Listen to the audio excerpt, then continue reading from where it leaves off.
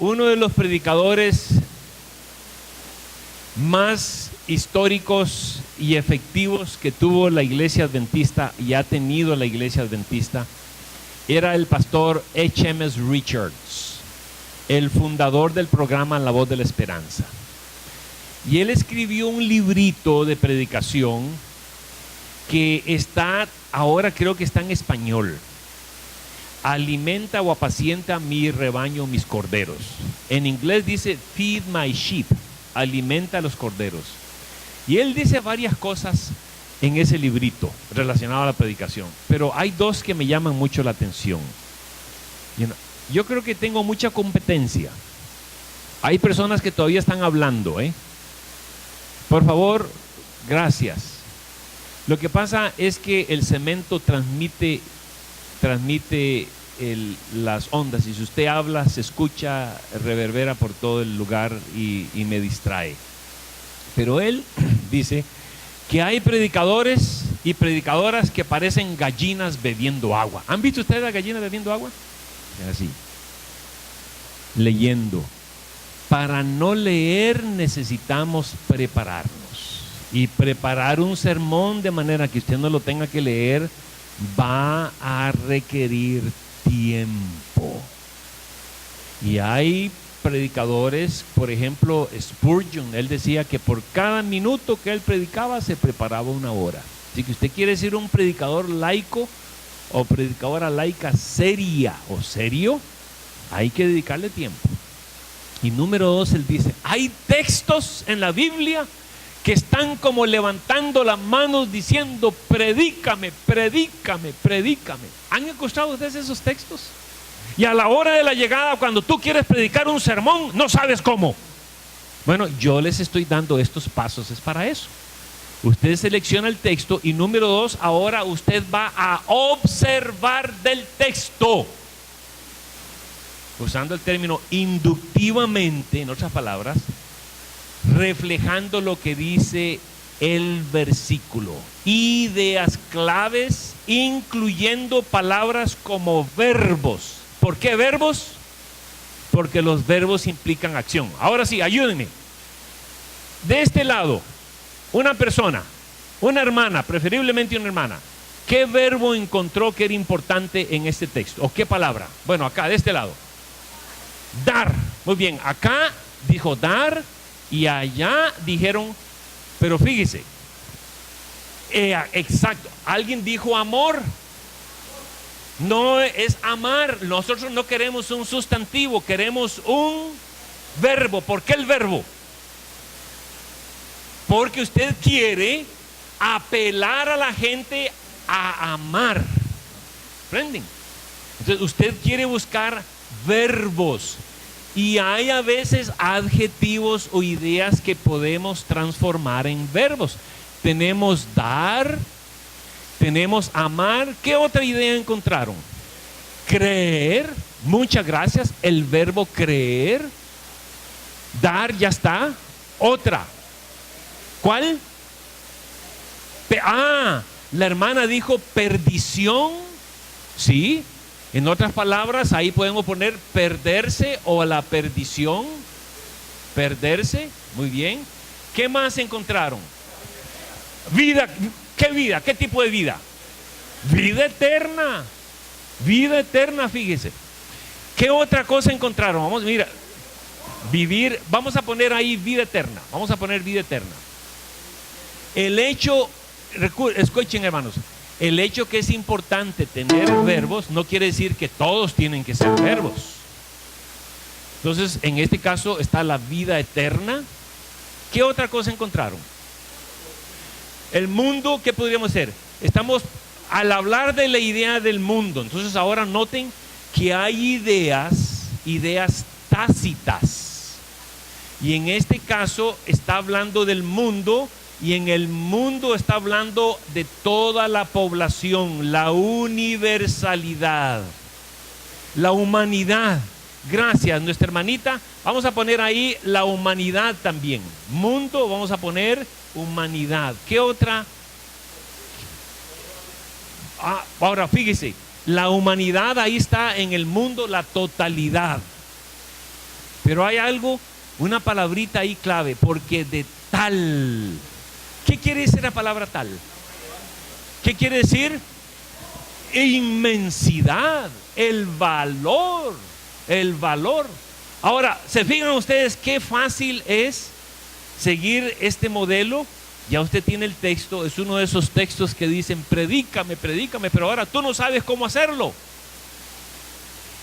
Y el primer paso para hacerlo es observando ideas del texto. Y lo lindo de este método es que tú estás permitiendo que el texto hable. No le estás dando ideas personales deductivas acerca del texto. Son ideas inductivas porque tú las estás extrayendo del texto. Muy bien, ahora, el siguiente paso, el número 3, lo tenemos en la página número 5 de este documento. Se llama organización. Organización. Pero antes de organización, regresemos un poquito más atrás. Vamos a regresar un poquito atrás, donde estaban la lista de las ideas. La lista, ¿recuerdan dónde estaba la lista? Ahí está, perdón, es esa, sí, la observación. Noten la lista. Dice verbos dar, amar, creer, perderse, vida eterna. Déjenme hacerles una pregunta. Lo vamos a hacer lo siguiente. Con la misma persona que usted estuvo discutiendo, con esa misma persona, yo quiero que usted determine cuál de esos verbos y cuál de esas ideas es la más importante en su criterio. ¿Cuál es la más importante? ¿Cuál creen ustedes que era lo más importante para el autor? Voy a darles otros 2-3 minutos. ¿Cuál creen ustedes que de esas ideas es la más importante? Discútalo con la persona que está a la par suya. Ahora sí, tienen permiso de hablar todo lo que quieran.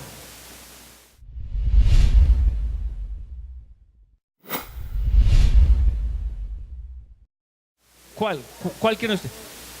Dar el valor a la humanidad. Dice, dar el valor de amar a la humanidad. Entonces quiere decir, allá dicen que es amar, acá dicen que es dar, porque si Dios no hubiera dado su hijo, uno diría, ¿me entiendes? Muy bien, ¿aquí cuál es? Creer. ¿Por qué razón creer? Porque si no crees, no tiene importancia el resto. El centro de eso es creer en el Hijo para poder obtener la vida eterna. Ya ven ustedes, hermanos, lo complejo que es. Fíjese, la Biblia es la palabra infalible de Dios, no se equivoca. ¿Están de acuerdo conmigo? Sí. Pero cuando yo trato de escribir de describir o explicar lo que dice la Biblia, mi conclusión no es necesariamente infalible. ¿Comprenden? Pero por esa razón, el punto que yo les estoy dando a ustedes no es de interpretar, y hice a propósito, les hice una pregunta para entramparlos. ¿Cómo se diría? Trick question, dicen los americanos. Una pregunta capciosa, como para, ¿se acuerdan que a Jesús le hacían preguntas para hacerlo caer? Venían los fariseos, dinos, ¿cuál es el mandamiento más importante de la ley? Jesús le decían. Entonces, esa pregunta, ¿ustedes creen que en estos valores hay uno más importante que otro o todos son importantes? ¿Comprenden? Así que yo lo que hice fue tratar de entramparlos. Ahora, cuando usted está dirigiendo un grupo pequeño y usted quiere que haya discusión, usted hace ese tipo de preguntas. Entonces, lo que usted va a determinar de predicar de este tema es la necesidad de la iglesia. Y ustedes les dicen, hermanos, hoy vamos a predicar un sermón de San Juan 3:16. Y este texto tiene muchas verdades básicas para nosotros, pero vamos a enfatizar el amor. Vamos a enfatizar la fe. ¿Cuándo tendría usted que enfatizar el amor? Cuando usted ve que en la iglesia hace falta amor.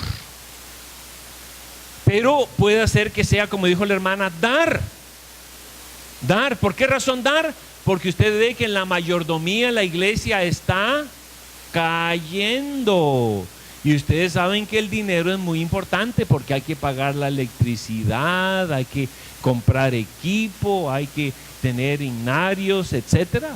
Yo sé de un pastor que estaba sumamente contento porque los miembros de su iglesia eran muy dadivosos, muy dadivosos. Y un sábado durante el sermón, él no pudo resistir y le dijo a los hermanos: ¿saben una cosa, hermanos? Ustedes parecen ser de la tribu de Dan, porque ustedes siempre dan y dan y dan todo el tiempo. Y ustedes saben que, como en toda iglesia, siempre hay hermanos traviesos. Y al final, cuando el pastor estaba despidiendo a la congregación, vino un hermano de esos traviesos, probablemente era un caleño, sí, y le dijo: ¿y sabe una cosa, pastor? Usted parece de la tribu de Isaacar, porque va a sacar y sacar y sacar todo el tiempo. Pero usted va a predicar del texto la idea para que sea relevante. ¿Comprenden? La historia de la audiencia es lo que está ocurriendo en ese momento. ¿Comprenden? Pero puede ser que lo que haga falta es fe. Puede ser que lo que haga falta en la iglesia es fe, y entonces usted va a hacer hincapié, como dijo acá nuestro querido hermano. Ellos creen que la fe es muy importante. Sin fe es imposible agradar a Dios. Pero supongamos que usted, en vez de destacar uno de esos puntos nada más, usted quiere conglomerarlos o organizarlos. Vamos a subir un poquito más.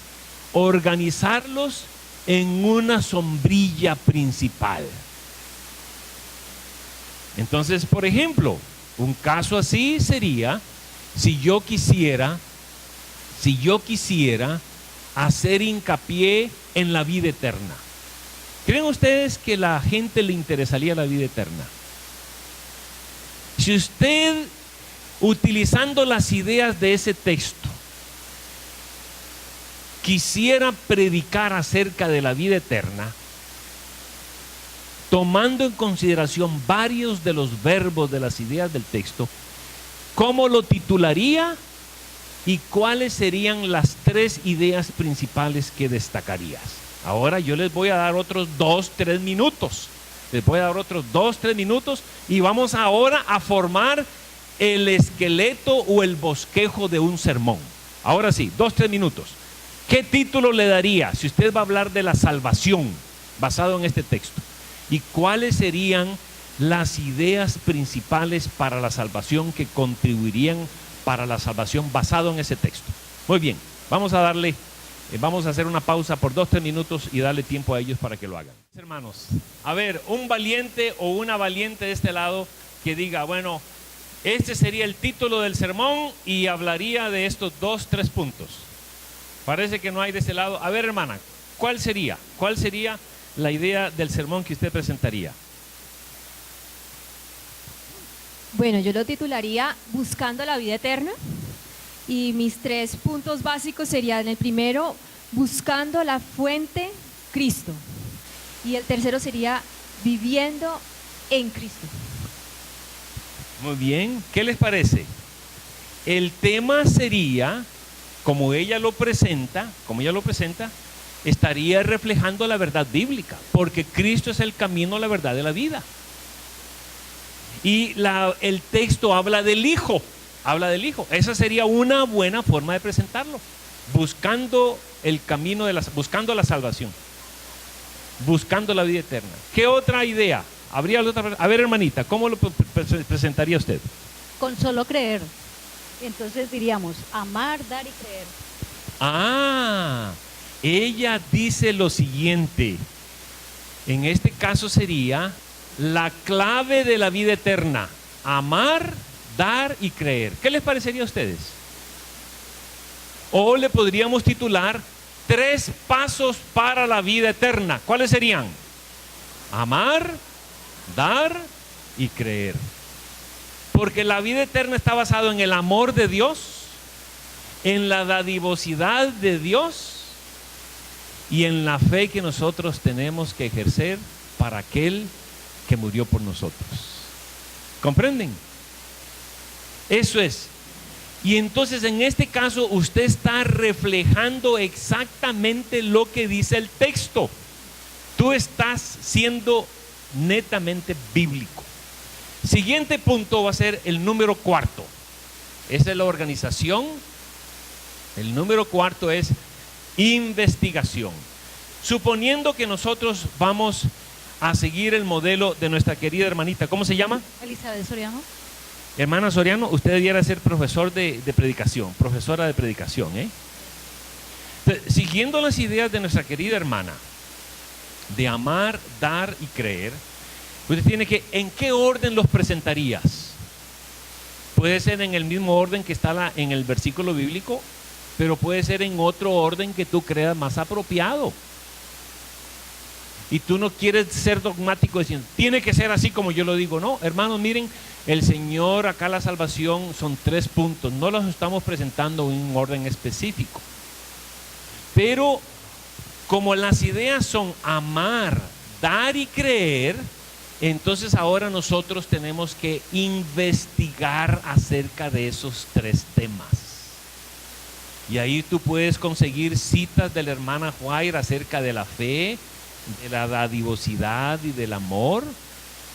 Además de eso, usted puede conseguirse una concordancia. Tener una concordancia bíblica es ayuda mucho. Usted tiene un comentario bíblico.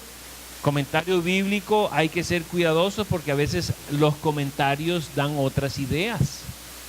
Pero hay diccionarios bíblicos de varios volúmenes.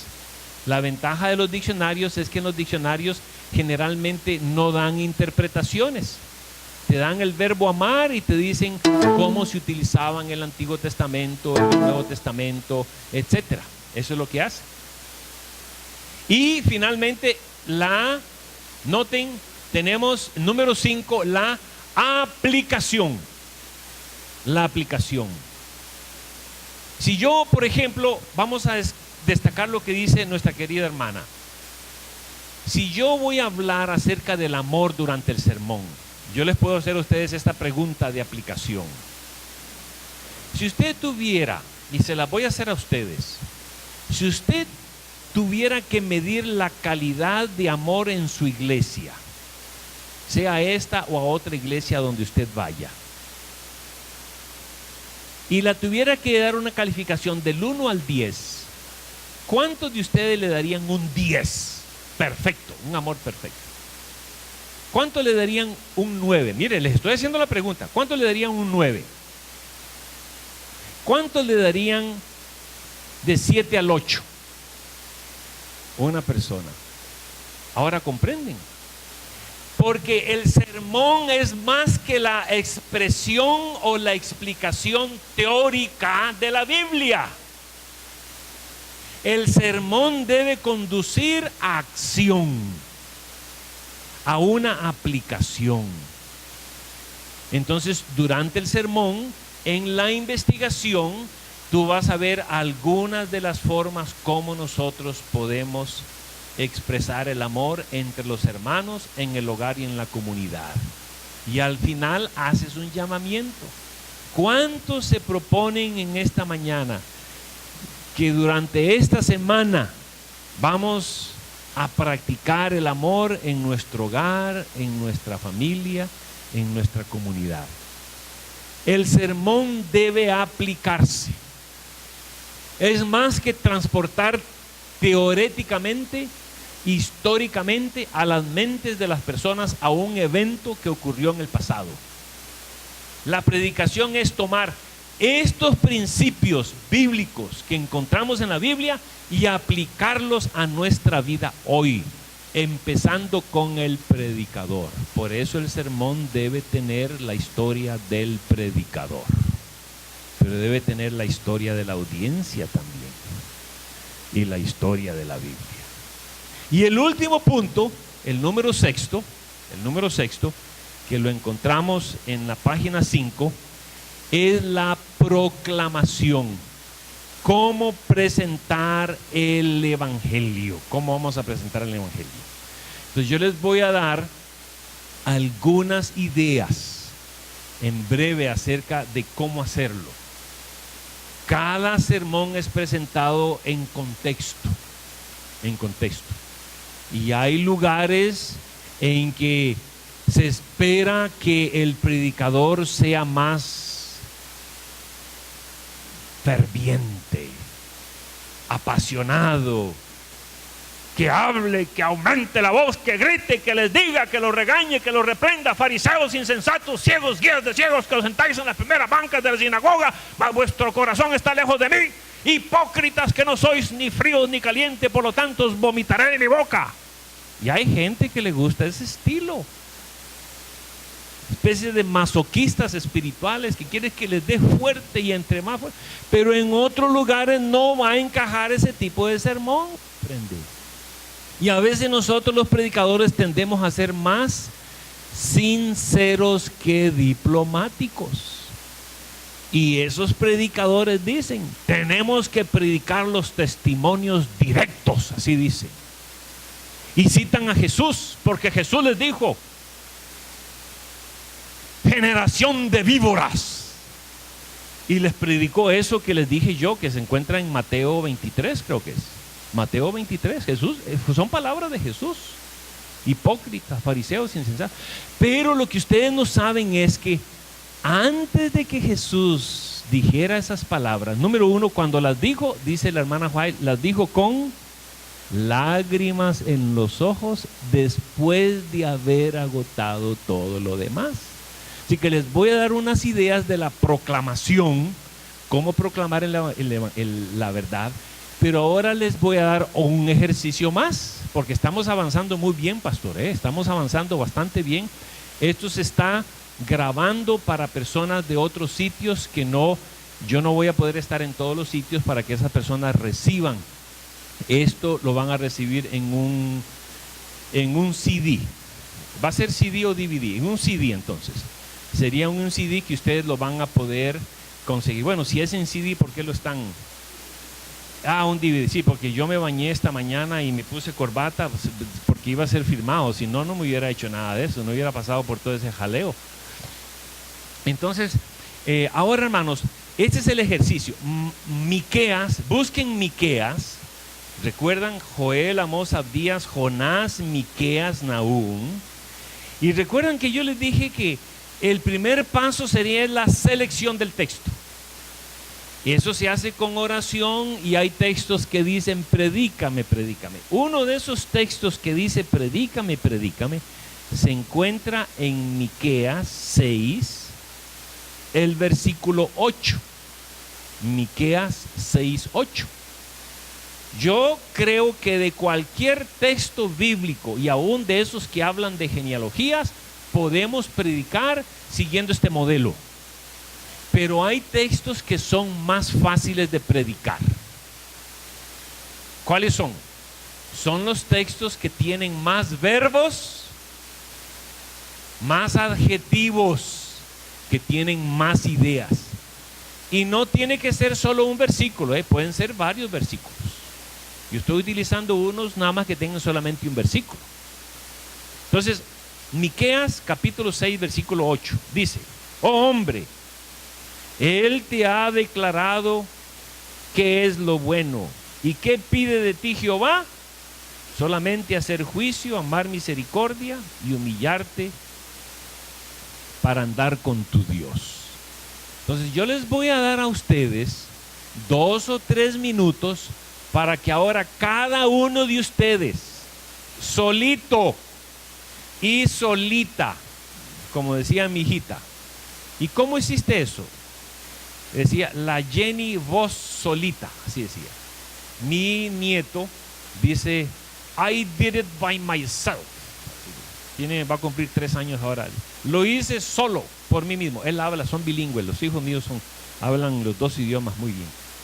Pero yo les voy a dar para que ustedes solos les voy a dar algunos minutos vamos a hacer una pausa en la filmación, les voy a dar algunos minutos para que ustedes, basados en Miqueas 6:8, ahora hagan su propio sermón siguiendo los pasos que les he dado. Y vamos a ver si ustedes han aprendido la lección. Yo tengo la impresión que son estudiantes brillantes. Ya tenemos una acá con el porte magistral de profesora de universidad de predicación. Ahora vamos a ver cuántos más van a salir de la audiencia. Vamos a hacer una pausa y les voy a dar ese tiempo a ustedes. A ver, un sermón, título y por lo menos 3 puntos. 3 puntos bajo ese título. ¿Saben de dónde viene? ¿Saben cuál es la palabra justicia originalmente en la Biblia? Viene de una palabra que en el Nuevo Testamento se escribe crisis. Crisis, viene de crisis. Y es que cuando hay juicio y hay justicia, hay que ponerse de la parte de la verdad aunque los cielos se desplomen. Acerca de humildad, por ejemplo, humillarse a Dios. Cuando yo les estuve mencionando a ustedes que el sermón debe tener 3 historias y una de esas historias debe ser la historia del predicador, no quiere decir que cada sábado el predicador va a pararse al frente y decir: hermanos, yo hoy estoy orando desde las 4 de la mañana y hablando de sí. No, es el mensaje basado en la Biblia, y lo que yo quiero decir con la historia del predicador es que el predicador lo viva y que los hermanos digan sí. Él está hablando acerca del amor en el hogar, pero tanto los hijos como la esposa saben que de veras es un hombre que practica el amor en el hogar. Ahora, hermanos, hay muchos textos, pero esos son los pasos principales. Vamos a ir ahora a la página número 6.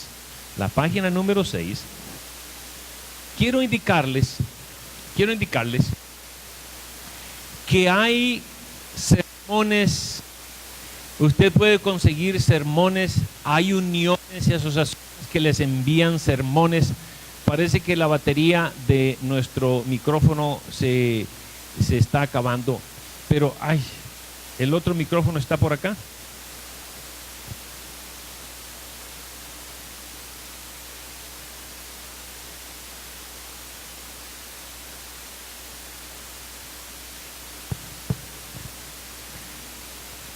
Hay libros es más, hoy día en la internet usted puede consultar con la señora Google. No es señor Google. Y una vez estaba enseñando una clase a estudiantes doctorales y dije: pueden consultar con el señor Google. ¿Cuántos saben de Google, la internet? ¿Cuántos han escuchado de Google? Sí. Es señora, no señor. Esta alumna me dijo, levantó la mano: pastor, doctor, me dice, es un error, no es un señor, es señora Google. Y yo le dije: ¿y cómo sabe usted que es señora? Y entonces dice: es que tiene mucho conocimiento, no puede ser un hombre, me dijo ella. Así que para no equivocarme y para no entrar con líos, yo siempre digo es la señora Google, es la señora Google. Usted puede consultar, hay una gran cantidad de sermones, pero no es lo mismo cuando tú predicas un sermón que tú mismo has producido con la ayuda del Espíritu Santo, leyendo la palabra de Dios. Porque vas a estar presentando alimento espiritual que tú, como el cocinero o la cocinera del cielo, has elaborado. No estás presentando platillos que otra persona ha elaborado o ha preparado. Pero en la página 6 vemos que hay partes del sermón. Partes del sermón. Y una de esas partes es el título del sermón. El título del sermón debe decir algo acerca del contenido. Y debe ser corto. Y debe ser llamativo. Llamativo. Por ejemplo, si usted presenta el tema de la salvación de nuestra hermana: 3 pasos para la salvación. Amar, dar y creer. A la gente le interesaría quizás saber eso. Pero no debe. Tú no puedes dar un título de un sermón aludiendo a un tema y a la hora de la llegada presentando otro tema. porque la gente se puede confundir y puede reaccionar posteriormente no dándole atención a tu predicación. Yo, cuando era pastor de iglesia, recuerdo que para una sociedad de jóvenes, ¿qué días tienen las sociedades jóvenes acá? ¿Los viernes o los sábados? Los sábados. Allá también era sábado de tarde, como 1 hora y media antes de la puesta de sol para terminar a la hora de la puesta de sol. Y el título era un hermano de México, lo había preparado muy talentoso. El título del sermón era ¿qué hacer con las drogas? Y había una hermana que tenía un sobrino, lo estuvieron anunciando por un par de sábados, un sobrino que vivía en Tijuana y la iglesia, esto fue en California, estábamos en Van Nuys, en el Valle de San Fernando, más o menos casi 3 horas y media, 4 horas de conducir.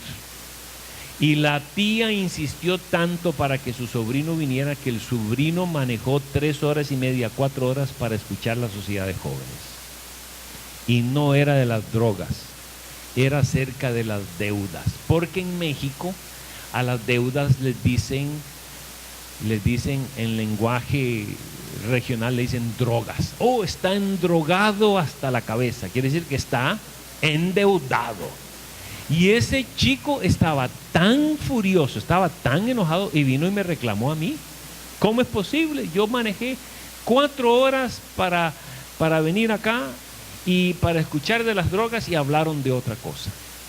Entonces el título tiene que ser llamativo, tiene que ser corto, tiene que decir algo acerca del tema. La introducción, anoten allí la introducción, debe ser lo más el 10 al 12% de la duración total del sermón. Eso quiere decir que si el sermón va a durar 30 minutos, el 10% de 30 minutos, ¿cuánto es? Serían 3 minutos. Pero ¿han escuchado ustedes predicadores que suben al púlpito y empiezan a hablar y hablar y han hablado como 10 minutos y después dicen, ahora inclinemos el rostro para orar? En otras palabras, para empezar el sermón. Y ya se está acabando el tiempo. Y entonces es bueno que la forma como nosotros presentamos el sermón en la introducción, es bueno que usted lo varíe. Usted no va a decir en esos 3 minutos todo de lo que va a predicar, pero por lo menos debe dar una idea para que la congregación se mantenga atenta al sermón durante los 30 minutos. Es bueno dar una idea, a menos que sea un sermón narrativo, porque el sermón narrativo es una historia que se va desenmarañando poco a poco y llega a su clímax al final. Entonces la introducción, más o menos la introducción debe durar unos 3 minutos, 10%. Siguiente punto es el cuerpo del sermón. El cuerpo del sermón es lo principal porque es donde tú les estás dando el alimento, el mensaje en sí. Y el mensaje es bueno que tenga puntos. Y además hay un dicho que dice, un sermón sin punto no tiene punto. ¿Comprenden? En otras palabras, ¿cuál es el tema principal? Y no presentar más de 3 puntos. Por ejemplo, en el caso del amor o de la justicia de Miqueas 6, estamos hablando de hacer justicia, amar misericordia y humillarte ante el Señor. Son los 3 puntos. Pero si usted en la introducción de un sermón, usted dice, hermanos, ahora les vamos a dar en este sermón 15 pasos para la salvación. Y tú empiezas y ya predicaste, tienes predicando media hora y apenas va por el número 5. No, es demasiado. Porque nosotros los seres humanos tenemos limitaciones, así que usted debe simplificarlo y repetirlo. Entonces, fíjate, eso que yo les estoy dando a ustedes se asemeja mucho a la aviación. Y yo he escrito varios artículos. Y si ustedes quieren bajar de gratis algunos de los artículos, que yo he escrito, no tengo mi página, he escrito mucho, pero no la tengo actualizada, pero vaya a ricardonorton.com, al URL Universal Reference List, arriba pone www.ricardonorton, todo seguido con minúscula.com, y uno de los artículos que tengo allí habla de la similitud que hay en la predicación con la aviación. En la predicación, en la aviación, lo más importante es el despegue y el aterrizaje. Por supuesto, la altitud de crucero también es importante, que tiene que ver con el contenido. Tiene que ver con el contenido. Es muy importante. Cuando usted entra al avión, el piloto le dice, bueno, miren, ayer salimos de Miami, yo manejé 2 horas y media para ir de mi casa al aeropuerto de Chicago. De Chicago a Miami fueron casi 3 horas de vuelo. Ahí esperé unas 2-3 horas para agarrar el otro vuelo de Miami a Cali. Y después de Cali, el pastor me estaba esperando. Un viaje que normalmente dura media hora al hotel, él lo hace en 5 minutos porque él tiene el pie bien pesado. Veníamos en el automóvil con 6 ángeles, 2 ángeles al frente, moviendo los carros que estaban allí para que no pasaran peligro. Venían 2 ángeles atrás arreglando el lío que él dejaba en el camino, y venían 2 ángeles arriba del auto orando para que no nos pasara nada. Así que